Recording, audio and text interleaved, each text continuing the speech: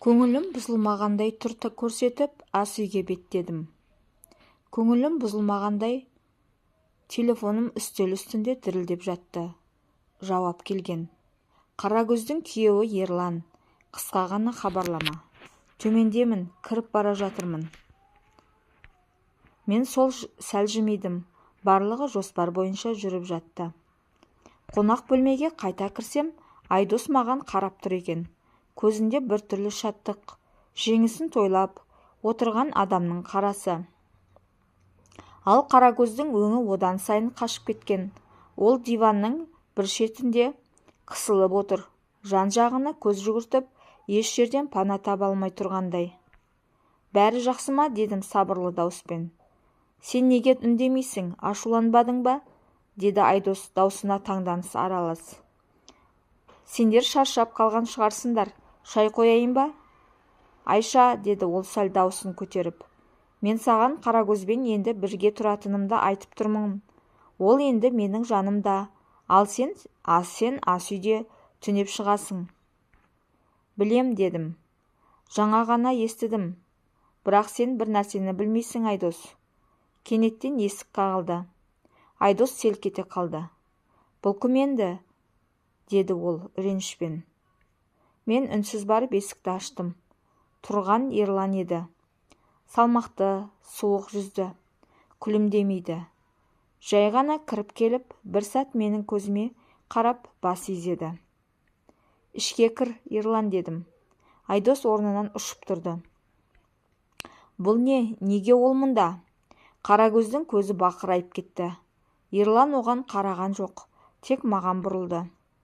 Шақырдың ба? Иә, екеуі енді бізбен бірге тұрады, деді. Сен де білуің керек деп ойладым. Қарагөз орнынан тұра алмай қалды.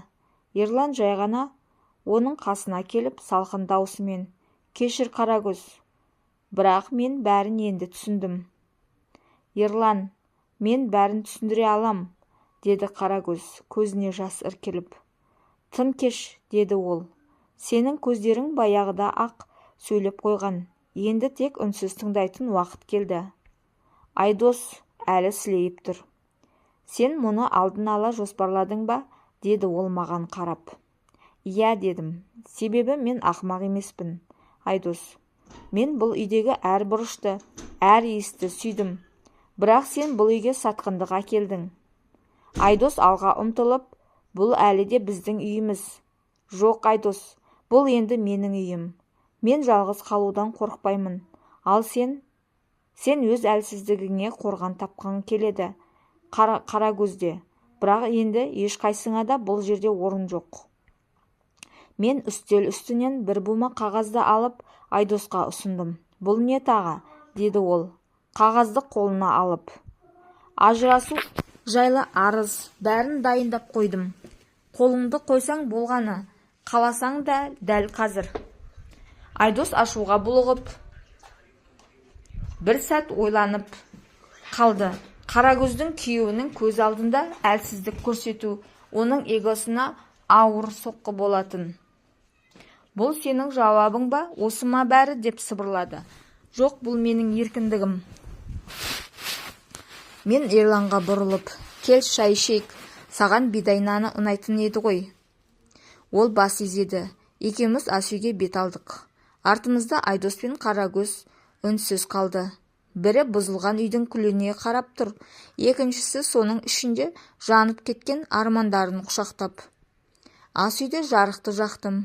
Үйімнің жүрегі менің орным. Олар мені ас үйге ығыстырамыз, деді. Мен бұл орынды мақтанышпен қабылдадым. Себебі бұл үйдің дәмі де, тынысы да, жылуы да мен арқылы ғана болатын. Кештің тыныштығын тек шайнектің сиқыры ғана бұзды. Ерлан тыныш отырды. Екеуміздің арамызда ешқандай асығыс сөз керек емес еді. Біз үндемей түсіндік. Кейде жеңіс айқай емес, дәл осындай тыныштықта туады. Жарты сағаттан кейін олар кеткен, екеуі де. Жүк те алмады.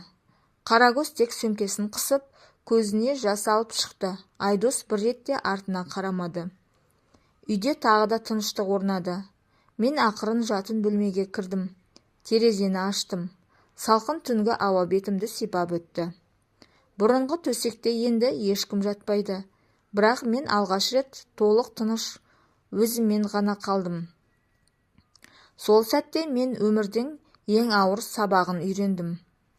Біреудің опасыздығы сенің әлсіздігің емес.